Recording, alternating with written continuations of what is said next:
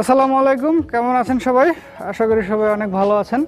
Bajaj XCD 125 এই বাইকটা বাজাজেরই যে একটা বাইক, এটা অনেকেই হয়তো জানেন না যে বাজাজ এরকম কোনো বাইক নিয়ে এসেছিল। খুব রেয়ার একটা বাইক। এবং এই যে বাইকটা, আমরা যে বাইকটা নিয়ে আজকে কথা বলতেছি, এই বাইকটা 1 লক্ষ কিলোমিটারের উপরে রান করছে। এখন পর্যন্ত মেজর কোনো প্রবলেম ছাড়া বাইকটা 1 লক্ষ কিলোমিটার ক্রস করছে। তো আজকে আমরা এই বাইকটা নিয়েই কথা বলবো। আমার পার্সোনাল এটার যে এক্সপিরিয়েন্সটা, 1 লক্ষ কিলোমিটার চলা একটা বাইক এবং সেই বাইকটা এখন পর্যন্ত ভালো রান করতেছে। এবং সব থেকে মজার বিষয় হচ্ছে এই বাইকটার গিয়ার শিফটিংটা আমার কাছে এখন পর্যন্ত অসাধারণ লেগেছে। 1 লক্ষ চলা একটা বাইক, যেটা এখন পর্যন্ত গিয়ার শিফটিং আপনারা বিলিভ করবেন না যে এটা এখন পর্যন্ত নতুন বাইকের মতন গিয়ার শিফটিং আমার কাছে মনে হচ্ছে। একদমই স্মুথ গিয়ার শিফটিং। সব কিছু মিলিয়ে আমার কাছে বাইকটা টেস্ট রাইড করে আমি খুব ভালো, আমার কাছে ভালো লেগেছে। তো সেই কারণে চিন্তা করলাম একটা ভিডিও করি এবং 1 লক্ষ কিলোমিটার চলা বাইক একটা রিভিউ দেই আপনাদের। তো চলুন ভিডিওটা শুরু করি। এই বাইকটিতে বাজাজ দিয়েছিল 124.58 সিসি একটা এয়ার কুল সিঙ্গেল সিলিন্ডার DTS-Si ইঞ্জিন দিয়েছিল। তাদের এখনও ইঞ্জিনটায় লেখা আছে DTS-Si। বাই দ্য ওয়ে, আমি বাইকটা আগে বলিনি, এটা কিন্তু 2009 সালের একটা বাইক এবং বাজাজ XCD 125 2009-এর স্পেশাল এডিশনের একটা বাইক ছিল এটা।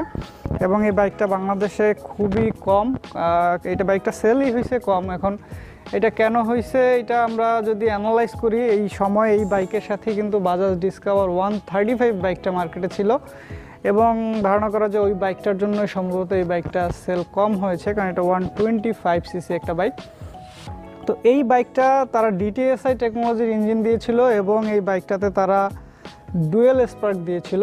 এই বাইকটা কিন্তু 2টা প্লাগ এবং বোঝাই যাচ্ছে যে 2টা প্লাগ, যেহেতু এটা ইনিশিয়াল পাওয়ার ভালো হবে। এবং বাইকটাতে পাওয়ার প্রডিউসের থেকেও আমি সব থেকে বেটার পেয়েছি, বাইকটার কিন্তু টর্ক পেয়েছি, খুব ভালো টর্ক প্রডিউস করতে পারে এই ইঞ্জিনটা থেকে। বাইকটিতে কিন্তু তারা 9.4 bhp ম্যাক্সিমাম পাওয়ার 7000 rpm এ প্রডিউস করতে পারতো এবং এই বাইকটার টর্ক প্রডিউস হচ্ছে 10.85 নিউটন মিটার 5000 rpm এ।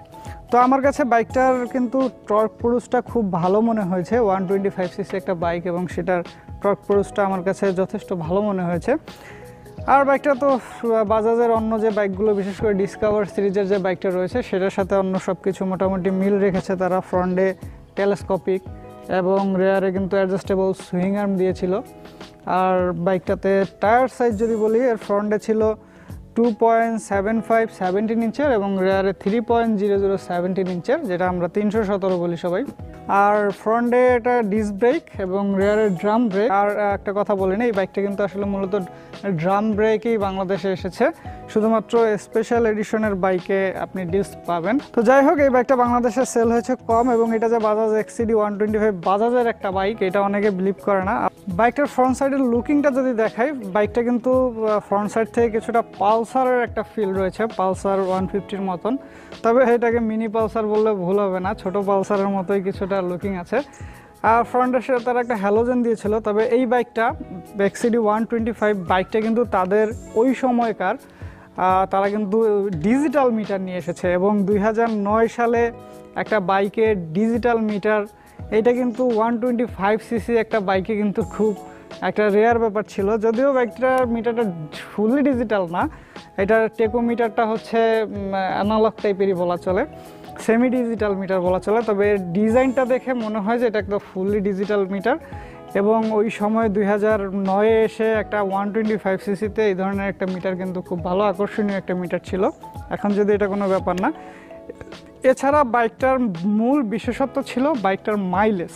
এই বাইকটা কোম্পানি ক্লেম করে যে 90 কিলোমিটার পার লিটার এই বাইকটা মাইলেজ দিতে সক্ষম, এটা কোম্পানি ক্লেম করে এবং এটার অ্যাডটা কিন্তু ওইভাবেই দেওয়া হয়েছিল। কিন্তু এই বাইকটা অরিজিনাল যে রিয়েল মাইলেজটা, এই যে বাইকটা, আমি যে বাইকটার উপরে আছি, এই বাইকটা যখন নিউ ছিল, নিউ কন্ডিশনে ছিল, আমি বলে নেই এই 1 লক্ষ রানিং এই বাইকটা কিন্তু একজন ওনারের কাছেই ছিল। একজন ওনারই এখন পর্যন্ত এই বাইকটার ওন করছে এবং সেই শোরুম থেকে বাইকটা নিয়ে এসেছিল।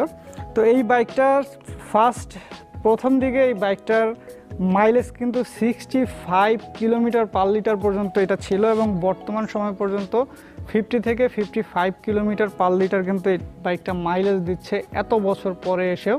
2009 সালের বাইক, এখন 2022 সাল, দ্যাট মিনস হচ্ছে 13 বছরের একটা বাইকে এখনও কিন্তু 55 কিলোমিটার পর্যন্ত মাইলেজ দিতে সক্ষম বাইকটা, এবং এটা 65 পর্যন্ত দিয়েছে। এটা হচ্ছে রিয়েল, যেটা একদম রিয়েল যে ইউজার রিভিউ সেটা।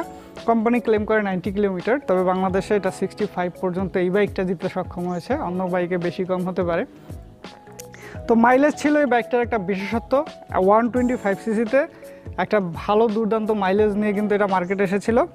এবং এই বাইকটার অন্যান্য যে আদার্স দিকগুলো রয়েছে, যেমন ডুয়েল প্লাগ ছিল 125 সিসির মধ্যে, মনে হয় ফার্স্ট টাইমই ডুয়েল প্লাগ এই বাইকটাতে নিয়ে আসা হয়েছে। এছাড়া বাইকটাতে ডিজাইন লুকিংটা একটু আনকমন ছিল, যে বিশেষ করে বাইকটার টেল লাইটটা কিন্তু তখন একটা ইউনিক একটা টেল লাইট দেওয়া হয়েছিল। মানে ওই সময়কার বাইকে ডিজাইন কনসেপ্টটা একটু অন্যরকম হতো, টেল লাইটটা হয়তো বা হ্যালোজেন টাইপের হতো, কিন্তু এই বাইকটাতে কিন্তু তারা রেয়ারে কিন্তু একটা এলইডি একটা টেল লাইট দিয়েছিল। ফ্রন্টে হ্যালোজেন, কিন্তু রেয়ারে তারা একটা এলইডি টেল লাইট দিয়েছিল, যেটা এটার বাইকটার লুকিংটা আরও বেশি আকর্ষণীয় করে তুলেছে 2009-এর সময়কার যদি আমরা হিসাব করি। তো টোটাল মনে হয়েছে যে 2009 সালে যে বাইকটা রিলিজ হয়েছে তখন কিন্তু দুর্দান্ত ডিজাইনের একটাই ছিল। দেখেন ট্যাঙ্ক প্যাডের সাথে কিন্তু একটা আমরা যেটাকে কান বলি আমাদের ভাষায়, সেটাও আছে। এছাড়া বাইকের ইঞ্জিন পারফরমেন্সও কিন্তু খারাপ না, এবং সবচেয়ে বড় ব্যাপার হচ্ছে এই 1 লক্ষ কিলোমিটার চলাকালীন কিন্তু এই বাইকটাতে কোনো ধরনের মেজর কোনো কাজ করতে হয় নাই। টুকিটাকি বাইকটা একবার ক্লাস প্লেট চেঞ্জ করা হয়েছে, এবং টায়ার, চেইন স্পকেট এই জিনিসগুলো বাদে ইঞ্জিনের মেইন যে পার্ট রয়েছে, মূল যে পার্টটা, সেটা এখন পর্যন্ত হাত দিতে হয়নি। এই 1,06,000 কিলোমিটারের মধ্যেও হাত দিতে হয়নি। এবং হয়তোবা এখন পর্যন্ত যে কন্ডিশন আছে, আমি আগেই বলেছি যে এটার কিন্তু গিয়ার শিফটিংটা কিন্তু খুবই এখন পর্যন্ত জোস গিয়ার শিফটিং, মানে এখন পর্যন্ত নতুন বাইকের মতন। আপনারা সাউন্ড শুনতে পাচ্ছেন কিনা, এখন পর্যন্ত একদম মানে নিউ বাইকের মতন গিয়ার শিফটিং পাওয়া গিয়েছে। আমি তো আমার লাইফে মোটামুটি বেশ কিছু বাইক তো টেস্ট রাইড করেছি, তো আমি এই জিনিসটা আমার কাছে খুব ভালো লেগেছে যে বাইকটা 1,06,000 কিলোমিটার চলছে, এখন পর্যন্ত বাইকটার গিয়ার শিফটিং এত স্মুথ কিভাবে হয়, এবং ক্লাস থেকে শুরু করে সব কিছু মোটামুটি আমার কাছে এখন পর্যন্ত, যদিও ক্লাস প্লেট চেঞ্জ করা হয়েছে। তো এই হলো বাইকটার মানে চেঞ্জেসগুলো। বাইকটাতে মূল চেঞ্জেসটা ছিল বাইকটার ক্লাস প্লেট চেঞ্জ করা হয়েছে, এবং টুকিটাকি তো কিছু কাজ করা হয়েছে। তবে এই 1 লক্ষ কিলোমিটার বা 13 বছরে বাইকটার পেইন্টিংটা কিছুটা ড্যামেজ হয়েছে, তবে এইটা কিন্তু মেজর ইস্যু না, কারণ 1 লক্ষ চলার পরে বাইকের তো পেইন্টিংটা কিছুটা ড্যামেজ হওয়াটাই স্বাভাবিক। তারপরও কিন্তু পেইন্ট কোয়ালিটি অতটা খারাপ না, 13 বছর রানিং, সেই ক্ষেত্রে বাইকের যে এখনও যে পেইন্ট কোয়ালিটিটা আছে অত বেশি খারাপ না। আর বাই দ্য ওয়ে বাইকটা কিন্তু রিমটা কিন্তু কালার করা, এটা ম্যানুয়াল কালার করা, এটা ওনার মডিফিকেশন করে নিয়েছে, রিমটা কালার করা। এটার অরিজিনাল রিমটা হচ্ছে ব্ল্যাক কালারের, বাজাজ যেটা দেয় সব গাড়িতে, কিন্তু হোয়াইট কালারটা করে নেওয়া হয়েছে গাড়ির সৌন্দর্য বর্ধনের জন্য। তো এই বাইকটার টুকিটাকি সেও কিছু মডিফিকেশন করেছে, যেমন হ্যান্ডেলটা চেঞ্জ করেছে, লুকিং গ্লাস চেঞ্জ করেছে, রিমগুলো কালার করানো হয়েছে, এরকম টুকিটাকি কিছু চেঞ্জেস আছে। আর হচ্ছে এখন বাইকটার ভালো মন্দ দিকে যদি যাই, বাইকটার ভালো দিক তো আগেই বলছি, স্টাইলিশ একটা লুকিং। 2009 সালে যদি আমরা চিন্তা করি তাহলে এত সুন্দর একটা 125 সিসি বাইক সত্যি বাজাজ একটা খুব সুন্দর একটা গাড়ি তখনকার সময় নিয়ে এসেছিল। তবে বাইকটা বাংলাদেশে কেন চলেনি এইটা আসলে আমি বলতে পারবো না, সম্ভবত কারণ 135 ডিসকভার 135-এর কারণেই হয়তো বা এটা মার্কেট ধরতে সক্ষম হয়নি। আর যদি সেকেন্ড বলি মাইলেজ, অবশ্যই বাইকটার মাইলেজ খুবই ভালো। এবং নাম্বার 3 যদি বলি তাহলে হচ্ছে বাইকটার বিল্ড কোয়ালিটি যথেষ্ট ভালো। 13 বছরে বাইকটা এখন পর্যন্ত যেই অবস্থায় আছে, স্টকেরই সব কিছু আছে, সাইলেন্সার থেকে শুরু করে সব কিছুই কিন্তু গাড়ির সাথে দেয়াই আছে। ইভেন আপনার সামনের শকআপ, পেছনের শকআপ সব কিছুই কিন্তু গাড়ির সাথেই আছে। তো গাড়ির সাথে থাকা প্রতিটা জিনিস 13 বছরে যতটুকু ড্যামেজ হয়েছে তাদের বিল্ড কোয়ালিটি যথেষ্ট ভালো। এটা 13 বছর যেহেতু হয়েছে, এটার বিল্ড কোয়ালিটির পরিচয় এটার কিন্তু দেওয়া হয়ে গেছে। আর তারপরে হচ্ছে বাইকটার টর্ক, বিশেষ করে টর্ক প্রডিউসটা ভালো, বাইকটা খুব ভালো টর্ক প্রডিউস করতে পারে। আর কমফোর্টের দিক থেকে তো আসলে বলে লাভ নেই, 125 সিসি বাইক কমফোর্টেবল তো হওয়ারই কথা। এখন যদি এটার খারাপ দিক বলি, বাইকটার স্পেয়ার পার্টস অ্যাবিলিটি খুবই খারাপ, যেহেতু বাইকটা বাংলাদেশে একেবারে চলেইনি, একেবারে বাংলাদেশে খুবই কম, সেক্ষেত্রে এই বাইকের পার্টস কম পাওয়া যাবে, এটাই স্বাভাবিক। একেবারে পাওয়া যায় না যে সেটা না, তবে আপনি হাতের নাগালে পাবেন না, এটার পার্টস খুবই রেয়ার।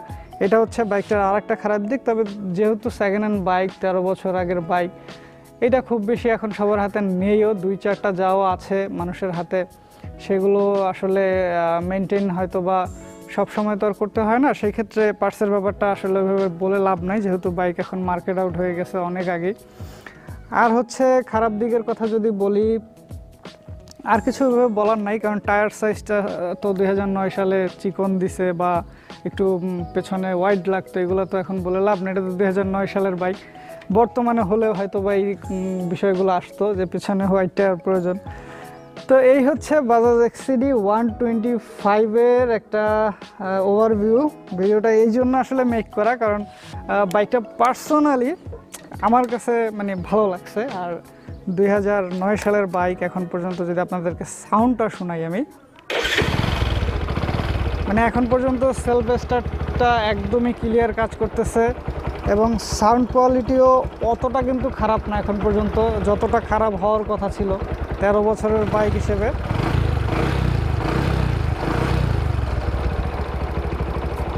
মানে এক কথায় মোটামুটি আমার কাছে বাইকটা ওভারঅল ভালো লেগেছে। 125cc বাইক, 13 বছর আগের একটা বাইক, এবং 1 লক্ষ কিলোমিটার চলা একটা বাইক। সেই ফিল থেকে, সেই ভিউ থেকে যখন আমি এটা রাইড করি, আমার কাছে বাইকটা যথেষ্ট ভালোই মনে হয়। তো ঠিক আছে, সবাই ভালো থাকবেন, আল্লাহ হাফেজ।